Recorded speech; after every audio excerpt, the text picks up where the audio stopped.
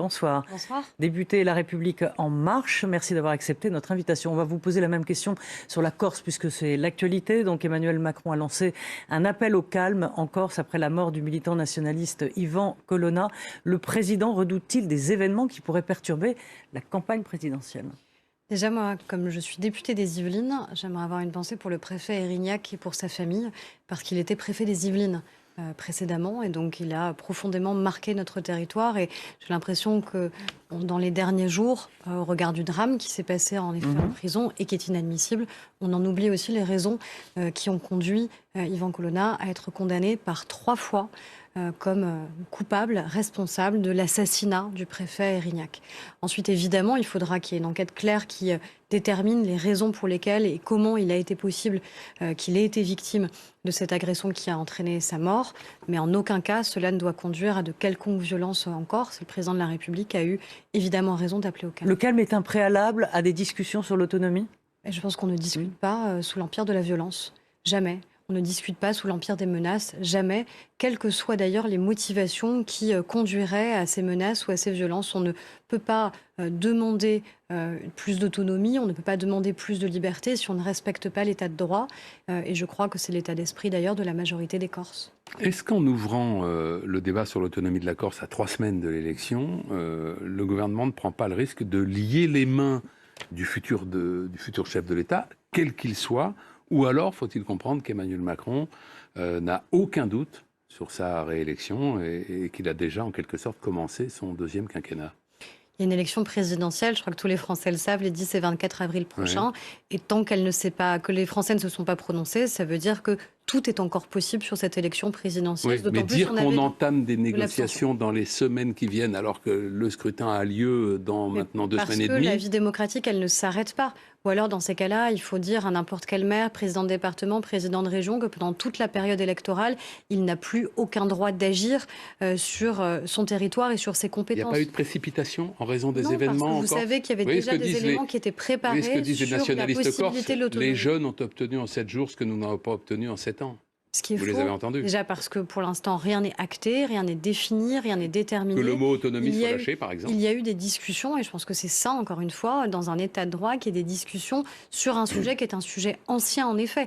Ça n'est pas depuis l'élection du président de la République qu'on sait qu'il y a une question, évidemment, sur l'autonomie ou non de la Corse. Donc je crois que c'était nécessaire que ce débat ait lieu, que c'est nécessaire qu'il ait lieu, avec le préalable, évidemment, que je rappelais, qu'il y ait impossible d'avoir ce débat s'il y a des violences. Une pression de la violence.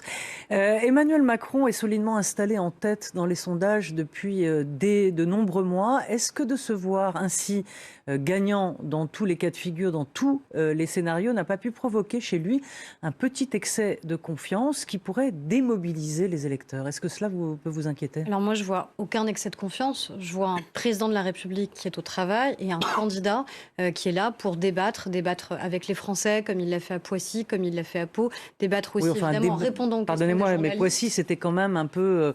c'était entre amis, hein. Enfin, c'était entre amis, oui et non. Moi, j'étais dans la salle. Je peux vous dire qu'il y a eu des questions qui ont été quand même très différentes sur de très nombreux sujets. Il a refait un exercice à Pau où j'ai l'impression aussi que les choses ont été dites, y compris par des plus jeunes d'ailleurs, qui l'ont interpellé très directement sur certains sujets. J'ai pas vu d'autres candidats faire ce genre d'exercice. Et évidemment, en répondant à vos questions des journalistes, notamment dans la conférence de presse où il a pu présenter... Parfois, certains ont dit trop longuement, mais je crois que c'était sain et nécessaire, 4 heures, évidemment. 4 heures et... 4 heures et et demie. Oui, on ne peut pas d'un côté nous dire qu'il ne répond pas suffisamment. Non, mais est-ce qu'on débat avec des journalistes? Non, on ne débat pas avec des journalistes, on répond aux questions des journalistes. On débat avec les Français, et c'est ce qu'il a fait. Et on débat si on est qualifié au second tour, dans le cadre d'un débat de second tour. Moi, ce qui m'interpelle... Enfin, c'est vrai qu'à Poissy, il était un peu chez lui, quoi. Enfin, il était en terrain conquis avec Carl Olive, le maire de Poissy. Le maire est un maire ami, en effet. On a heureusement des élus qui nous soutiennent et un certain nombre de maires qui l'ont parrainé. Il n'empêche qu'on avait des questions très différentes. Moi, ce qui m'interpelle surtout, c'est de voir cette espèce d'alliance qu'on a entre la droite, l'extrême droite et l'extrême gauche, qui est en train de faire tourner cette petite musique que je trouve complètement indigne sur « attention, cette élection pourrait vous être volée », qui est digne de Trump. On va y venir à cette question. Non, mais parce que c'est quand même très lié à la campagne que nous sommes en train de vivre. Pour rester sur les sondages, on assiste, puisque Roselyne évoquait le fait qu'il est très haut depuis des mois, mais on assiste depuis quelques jours à une érosion tout de même assez nette des intentions de vote en faveur d'Emmanuel Macron, tandis que Marine Le Pen remonte, doucement, mais elle dépend, remonte. Ça dépend des sondages. Il y a un Rolling ce soir, il est complètement stable et de toute façon très en tête. Mais après, vous n'y voyez pas un signal à interpréter? Non mais, enfin, moi ça fait depuis des mois qu'on nous demande de commenter tous les sondages. Et maintenant, on a des sondages... C'est normal. Non, mais je sais bien, mais on a des sondages chaque jour et plusieurs par jour. Je ne sais pas d'ailleurs quelle est la signification à force d'avoir ce volume-là de sondages quotidiens. Ce qu'on voit, c'est on voit des dynamiques. C'est ça qui est important. Et la dynamique, c'est laquelle? C'est que vraisemblablement, il y a un candidat qui se détache très nettement, qui est le président de la République, qui a un socle de Français qui le soutiennent depuis 5 ans et qui continue à le soutenir dans sa campagne de réélection. Ensuite, Marine Le Pen, qui semble être celle qui, aujourd'hui, serait qualifiée au second tour. Et un décrochage avec les autres candidats, probablement aussi parce qu'il n'y a pas une clarté dans les projets qu'ils incarnent ou qu'ils n'incarnent pas. Alors, pas dans le cas de Mélenchon, qui ne décroche pas. Lui, il monte, il monte nettement même. Mais très loin quand même du score qui était le sien en 2017. Donc encore une fois, oui, il y a des dynamiques de campagne. La vérité, c'est le 10 et le 24 avril. D'ailleurs, celles et ceux qui réalisent ces enquêtes, ces sondages, vous disent eux-mêmes que ça n'est en rien prédictif. Donc c'est pour ça qu'on se mobilise, c'est pour ça qu'on est sur le terrain en permanence tous les week-ends, c'est pour ça qu'on débat, c'est pour ça que je suis là aussi ce soir. Alors il y a un scénario qui court dans la majorité, Aurore Bergé, une dissolution de l'Assemblée nationale dans la foulée de la présidentielle. Quels seraient les avantages et les inconvénients de ce scénario? Est-ce que d'ailleurs les macronistes, soit ils font fuiter ça dans la presse, il y avait un écho dans le Canard il y a quelques semaines. Est-ce que c'est un scénario que vous envisagez et que vous trouvez qu'il serait, on va dire, intéressant ou pas? La dissolution, vous le savez, c'est une prérogative du président de la République. Oui. Il choisira ou non de l'exercer s'il est réélu à l'issue du 24 avril pour dire s'il considère qu'il y a besoin d'avancer les échéances parce qu'il y aurait une urgence à agir qui justifierait qu'on puisse siéger le plus tôt possible avec une majorité qui serait, je l'espère, confirmée et confortée, ou s'il considère que les dates actuelles sont les dates qui doivent rester. Votre avis à vous, alors, donnez-vous. Moi, je pense qu'on a une situation qui évolue particulièrement. Enfin, regardez les sujets qu'on traite qui ne sont pas les sujets habituels d'une campagne présidentielle. Peut-être que c'est bien, justement, qu'enfin, ces sujets soient traités au cœur de la campagne présidentielle. Quelle sera la situation le 25 avril sur la guerre en Ukraine? Quelle sera la situation sur l'impact, notamment sur l'inflation et donc sur les Français, la nécessité ou pas de faire un projet de loi de finances rectificatif, par exemple. Bref, il y a plein d'enjeux qui peuvent s'entrechoquer dans les quelques semaines qui viennent. Est-ce que ça justifierait pour autant qu'il y ait une dissolution? Ce sera la prérogative du président de la République. Vous l'avez évoqué il y a quelques instants, Aurore Bergé. Il est vrai que le scénario aujourd'hui le plus plausible, c'est un deuxième tour Emmanuel Macron, Marine Le Pen. C'est ce que indiquent toutes les enquêtes d'opinion. Si c'est ce qui se passe et que Emmanuel Macron l'emporte avec, puisque c'est ce qui est aussi régulièrement donné comme chiffre, 54 ou 55 ou 56% des voix, est-ce qu'il pourra présider comme il l'a fait après l'avoir remporté en 2017 en ayant gagné avec 66% des voix? Et encore une fois, il y a une élection présidentielle. Cette élection présidentielle, elle va donner un résultat qui sera un résultat légitime, contrairement encore une fois à ce que j'entends. Et c'est autre chose. Je vous demande simplement si on gouverne de la même manière quand on est très très largement majoritaire. Déjà, moi j'attends de voir encore une fois. Enfin, on peut faire tous les scénarios si vous voulez ce soir. Est-ce qu'il sera au second tour face à Jean-Luc Mélenchon? Quelle sera la configuration? Est-ce que Zemmour peut remonter? Est-ce que Valérie Pécresse finira sous les 10%? Non, c'est pas ça ma question. Je veux bien. Est-ce qu'il préside de la même manière avec 55% ou avec 66%? Moi, je pense qu'il doit présider selon le projet qui aura été validé par les Français et aussi au regard de la majorité qui sera la sienne. Le troisième tour d'une élection présidentielle, ce sont les élections législatives. Est-ce que les Français, si le président de la République est réélu, souhaiteront confirmer et conforter son résultat en lui donnant une majorité claire, comme c'était le cas en 2017. Je le pense parce que je ne crois pas une seule seconde que les Français voudraient le chaos dans le pays, voudraient une cohabitation, voudraient réélire un président de la République pour l'empêcher ensuite de mettre en œuvre son projet. Donc je crois qu'il y aura une cohérence qui s'exprimera dans le pays. Et c'est d'ailleurs la raison même d'être de l'inversion du calendrier, d'avoir d'abord l'élection présidentielle, puis les élections législatives. C'est le choix qui a été fait. Donc l'intérêt d'une dissolution n'a pas d'intérêt. Donc C'est ce que je forcément. vous dis, encore Oui, une fois, voilà. c'est la prérogative du président de la République et ça dépendra ou pas de l'urgence à agir. Est-ce qu'elle peut attendre 3 semaines ou 6 semaines ou 7 semaines? Et ça, c'est lui qui le décidera en fonction des circonstances qu'on aura à ce moment-là. Alors, vous parliez tout à l'heure d'une petite musique qu'on entendait. Alors, celui qui a donné le là, c'est Gérard Larcher, le président du Sénat, qui est le deuxième personnage de l'État. Il dit que Emmanuel Macron enjambe l'élection et la question de la légitimité du gagnant se posera. Alors, du gagnant, bien évidemment, il cible Emmanuel Macron. Est-ce que ce propos est choquant de la part de ce deuxième personnage de l'État? Oui, il est évidemment choquant. Il est choquant parce que le résultat d'une élection, il ne peut pas être remis en question à partir du moment où toutes les règles sont respectées. Encore une fois, je crois que tous les Français aujourd'hui savent qu'il y a une élection présidentielle les 10 et 24 avril prochains. D'ailleurs, on voit un élément qui viendrait peut-être infirmer le risque d'abstention, c'est qu'on a des records d'inscription sur nos listes électorales dans toutes nos communes. Donc ça veut dire que vraisemblablement les Français s'en sont préoccupés. Et je crois que là, on voit que la droite n'arrive pas à se ressaisir dans cette campagne. On voit qu'elle ne sait pas choisir les combats qui sont les siens. Elle ne sait pas si elle est proche d'Emmanuel Macron ou si elle est proche d'Éric Zemmour. Donc elle perd complètement ses électeurs, avec le risque peut-être de finir même sous les 10%. Donc la petite musique dès maintenant, c'est si on perd, c'est pas notre responsabilité. Si on perd, c'est parce qu'on nous aura volé cette élection. C'est la même rengaine. En 2012, c'était la même chose. Si Nicolas Sarkozy avait perdu, c'est parce qu'il manquait 2 ou 3 semaines de campagne et c'était la faute de Mediapart et des magistrats. En 2017, c'était parce que François Fillon avait été honni, là encore, par les médias et par le parquet financier. Donc à chaque fois, au lieu de se remettre en question sur pourquoi on n'arrive pas à convaincre, on essaye d'incomber la faute aux autres. Mais et je suis désolée, on a vu un exemple dramatique aux États-Unis. Ça s'est fini dans la violence.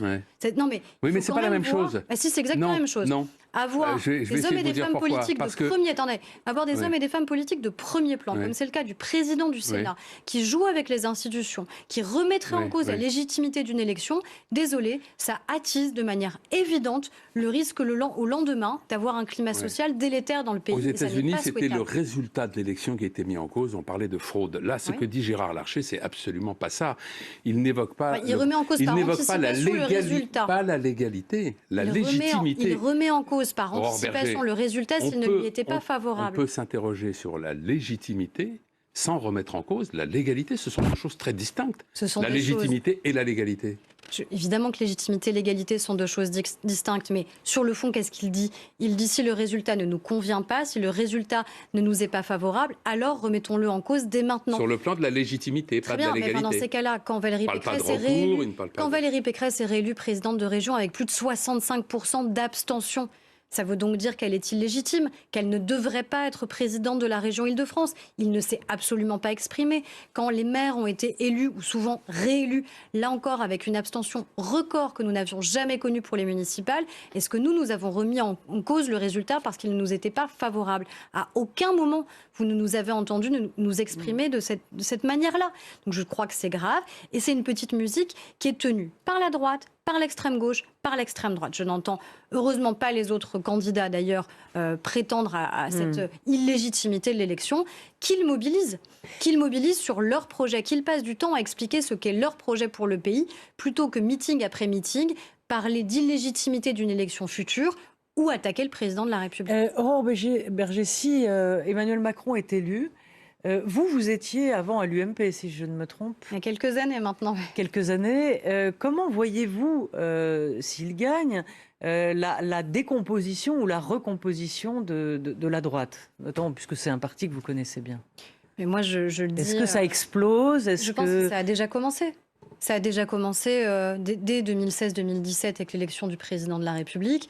Bruno Le Maire, Gérald Darmanin, Sébastien Lecornu, Édouard Philippe ont rejoint Emmanuel Macron. Et ça a continué avec de très nombreux maires qui nous ont rejoints parce que je crois qu'ils ne supportent plus la manière avec laquelle la droite se comporte. Moi, j'ai connu un parti politique qui a été dirigé par Alain Juppé ou par Nicolas Sarkozy, qui savait où il habitait, qui savait ce qu'il défendait, qui n'aurait jamais accepté de mener campagne avec un numéro 2 qui dit qu'en cas de second tour avec Éric Zemmour face à Emmanuel Macron, il vote Éric Zemmour. Vous parlez d'Éric Ciotti, là. Mais il aurait été exclu dans la minute avec Nicolas Sarkozy. Alors qu'est-ce qui a changé?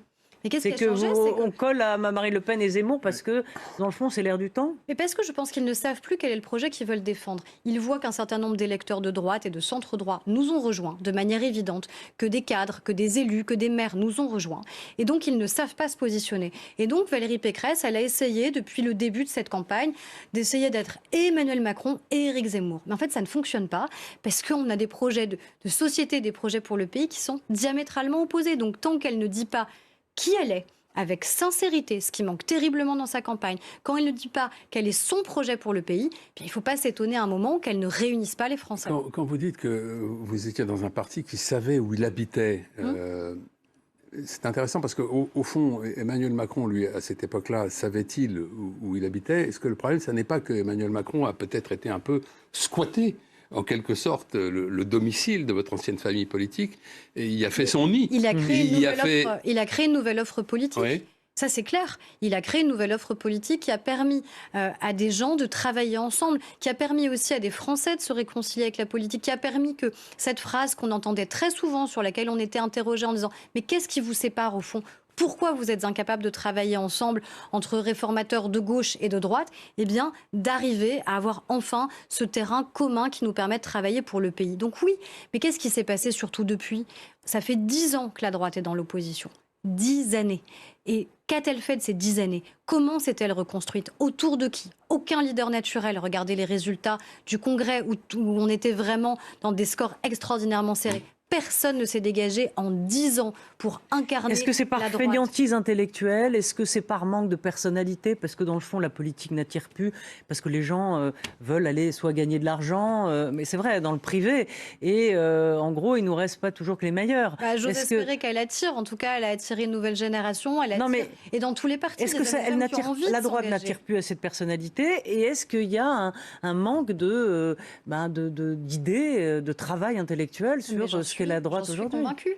Et donc, ça les pousse non pas à se remettre en question au moment des défaites, mais à dire si nous perdons, c'est donc que cette élection est illégitime, c'est donc que les médias nous ont fait perdre, c'est donc que les juges nous ont fait perdre. C'est ce qui s'est dit en 2012 et en 2017, et c'est ce qu'ils commencent à dire. Plutôt que de défendre leur candidate, plutôt que de défendre leur projet, ils ont anticipé la défaite, et ils disent, comme nous allons subir une nouvelle déroute pour la 3e élection présidentielle de suite, il nous faut donc dire à nos électeurs que ça n'est pas notre faute, que ça n'est pas notre responsabilité, et la faire porter sur les autres, sur le président de la République, sur les médias, sur les magistrats, que sais-je, ce sera peut-être encore quelqu'un d'autre demain.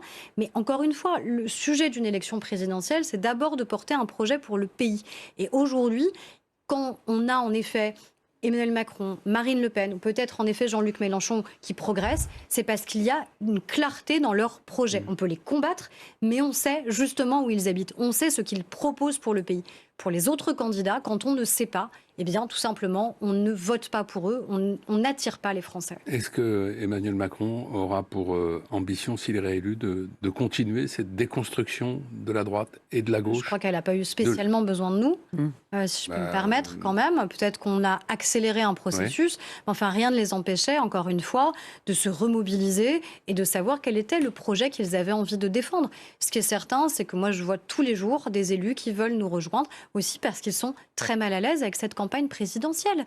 Encore une fois, quand vous avez une candidate qui se présentait comme une candidate européenne et qui hurle quand il y a le drapeau européen sous l'Arc de Triomphe, qui se présentait comme une libérale, qui se présentait comme une progressiste, qui se présentait comme une modérée finalement, et qui s'entoure de toutes celles et ceux qui ne le sont pas, qui a comme conseillère internationale Nadine Morano qui reprend les éléments de langage du Kremlin sur la guerre en Ukraine, ce qui est quand même spectaculaire, ou tout simplement qui reprend les mots d'Éric Zemmour, ou même de Jean-Marie Le Pen, parler de français de papier. Quand on parle, c'est l'action française. Ce sont des mots qui sont extraordinairement choquants et qui sont d'autant plus choquants quand ils viennent de ce qui se prétend être la droite républicaine. Je ne sais pas s'il nous reste un peu de temps. Il nous reste à peu près une minute. Voilà, C'est bah, une cote écoutez, mal taillée. Si, peut-être d'un mot sur les cabinets d'experts. Merci, Vous avez vu Frédéric. ce rapport, mais on a 30 secondes, quoi.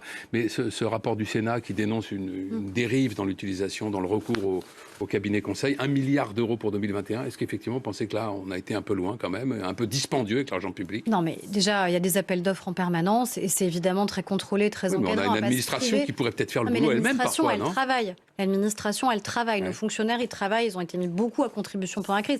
On ne va pas s'interdire d'avoir recours aussi à une expertise qui est une expertise extérieure. Par contre, Ouais. là où il y a un point majeur, Ouais. et il y a une En enquête qui est 10 en secondes. cours, c'est si oui ou Oui, non la ils question ont de l'impôt menti sur les sociétés. sur la question de l'impôt sur les Merci, sociétés. Parce que merci ce serait Aurore très Berger. Merci. Merci beaucoup d'avoir été avec nous, Aurore Berger. Et merci à Flore Simon et à Camille Néran d'avoir préparé cette émission. Et bien sûr à toute l'équipe technique. Je vous donne rendez-vous encore cette semaine pour de nouveaux rendez-vous politiques. Merci.